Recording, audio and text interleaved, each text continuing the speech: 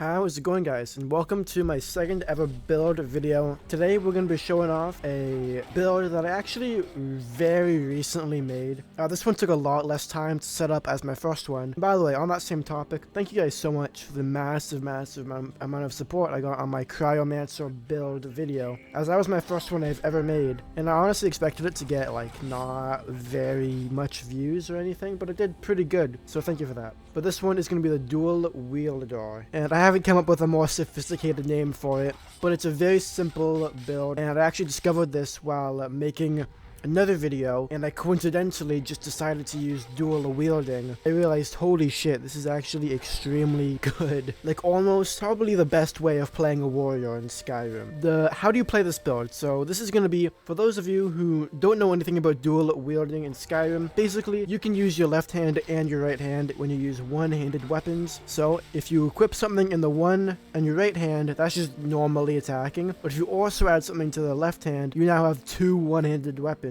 And it may be easy to like overlook this for another build type like two-handed weapons, which is literally the same thing except with a much more powerful weapon, or you know, just going one-handed and using magic on the other hand, or one-handed and a shield, or even what I did for most of my time in the beginning ages of Skyrim. I just used one-handed and that was it, nothing in the other hand.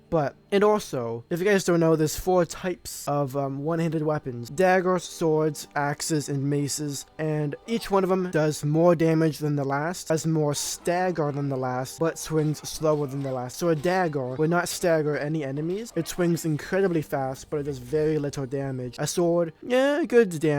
It swings second fastest, and it does the second least the third least stagger. And then axes is a little bit better, a little bit more stagger, a little bit slower, and then maces are the slowest, with the most damage and the most stagger. The main fundamental idea behind this build is using a mace in the right hand and a dagger in the left. When dual wielding, the speed if you use a dual wielding power attack, the speed will vary depending on which weapon is in your left hand. So if you have a dagger and a mace, you will be power attacking very quickly only if the dagger is in your left hand. If the mace is in your left hand and the dagger is in your right hand, you're going to be power attacking very slowly as you're using the mace's speed for the power attack. So the benefit to this strategy, as soon as you get into a fight, this is a very stamina oriented build. As soon as you get into a fight, you're going to be doing a power attack which will do massive amounts of damage very quickly and stagger them, which will allow you to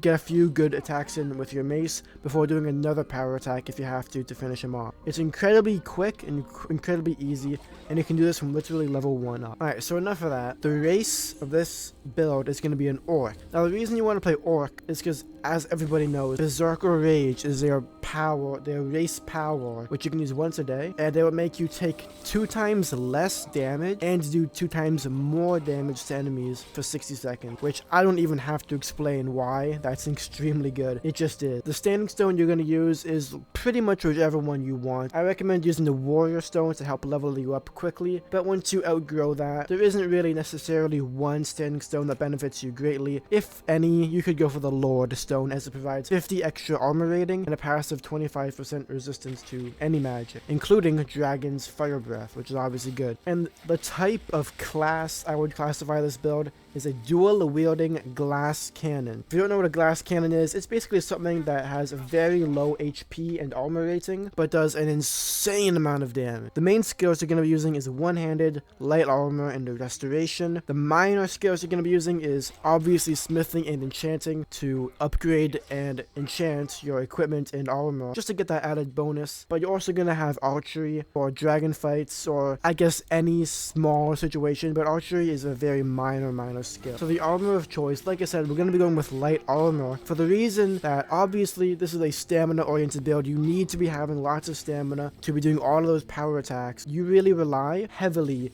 on getting into a fight, dealing massive amounts of damage very quickly, taking out the most powerful enemies, and then, you know, making it a very quick and effective. So light armor is very good for this, as It has low defense. In the beginning of the game, that doesn't matter too much, but it does have low defense, but you're quicker when you run in it, and it uses less stamina when you run in it, leaving more stamina for the actual combat. The end game armor I ended up going with was a full set of glass armor, but with the helmet of the Old Guards. If you don't know, you can complete the Forsworn Conspiracy quest, which begins immediately upon entering Markar. Once you complete it, if you side with Madanak, it will give you the armor of the Old Guards, which in and of itself is very good. But I decided to keep the helmet as a permanent aesthetic addition to my build, as it just looks badass as hell, let's be honest. Seeing a orc in glass armor and a dead deer looking savage helmet, it's horrifying. But also it does give you extra magicka, which is really good for your restoration, as you're going to be taking a lot of damage and you're really going to want to use restoration to, you know, get that back. But also the respite perk in the restoration tree is invaluable to this build, as not only does, once you get that perk, you have to have level 40 restoration, which is relatively easy, but it allows, when you use restoration skill like fast healing, you regenerate health and stamina, basically meaning that you can have infinite power attacks and infinite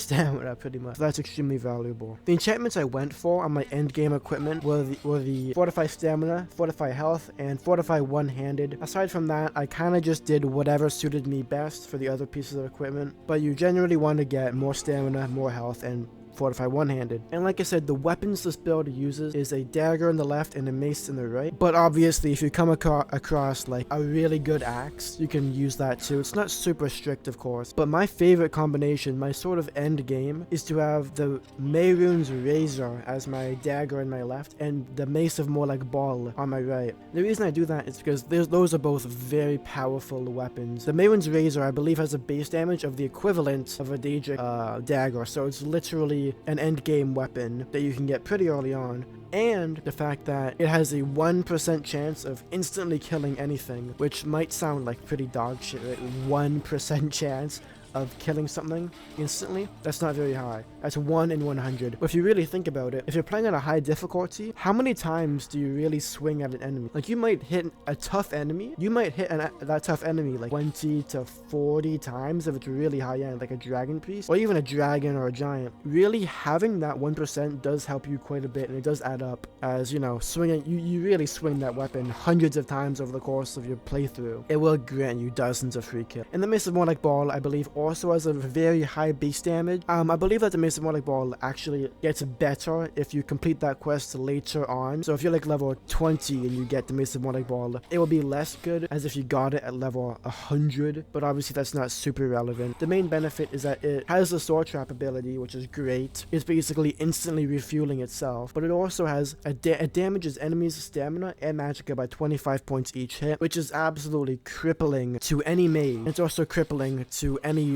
warrior who might get close to you, as not only are you going to be staggering him at the beginning of a fight with that massive, very quick power attack, you're also going to drain any stamina he has, so it's like he can't even power attack you or run away, which is immensely powerful. I also ended up going with fast healing as my permanent restoration skill, as I never really advanced high enough in restoration to get anything better than that, and I also didn't find myself needing. So now we're going to talk about actual perk distribution. You're going to want to, like I said, you're going to want to put 0% of your level up points into magicka, as the armor of the Old Guards does most of that for you, and realistically you're not going to be using magicka that much anyways, so it's not that important. You're going to want to be putting about 30% of your points into HP, and the other 60 or 33% into HP, and then 66% of your points into stamina, for the reasons I've mentioned previously. And you're definitely going to want to specialize most of your points, like almost all of your points that you have, aside from into enchanting and smithing, all of your free points are going to go into One-Handed and Light Armor. In Light Armor, there is a skill, or a perk I mean, that allows you to regenerate stamina much more quickly, and there's also another perk that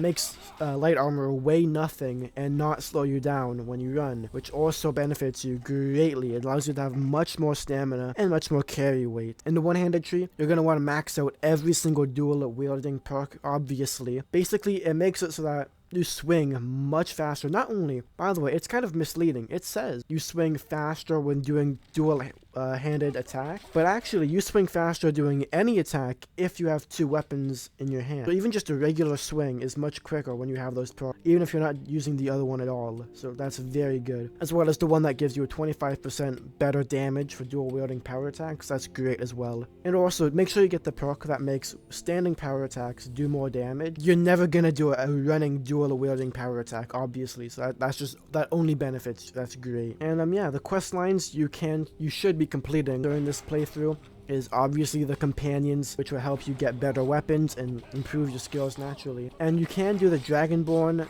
and the Dawn Guard if you like. Personally, I didn't do the Dawn Guard DLC. I did do the Dragonborn, and I had quite a bit of fun with it actually. Mirak's sword is definitely an interesting one that you can use in this build if you want. You don't have to stick strictly to maces and daggers, although it is really recommended as you do lots of damage very quickly. You can also do the main quest line and the Civil War, but shouts I never really relied upon. The only shout that I feel like would be advantageous to you is the one that makes you swing much faster. I forget the name of it. I think it's called like the Flurry one, something like that. I could never get it to work though, as I think it was bugged or something. Let me know if you have that issue in the comments. It's very, very good if you can get it. But yeah, I never relied on shouts. I was so powerful that even on legendary difficulty, I really had a breeze with almost every encounter in this playthrough. And I think this is one of probably the most powerful way to play warrior, aside from just doing the boring heavy armor two-handed. That is such a boring way of playing this. Yeah, thank you guys for watching the whole thing. I really, really appreciate it. That is my dual wielding build. If you enjoyed, drop a like, drop a sub, and let me know in the comments down below any other builds you want me to do in the future. And yeah, stay awesome as always, and peace out.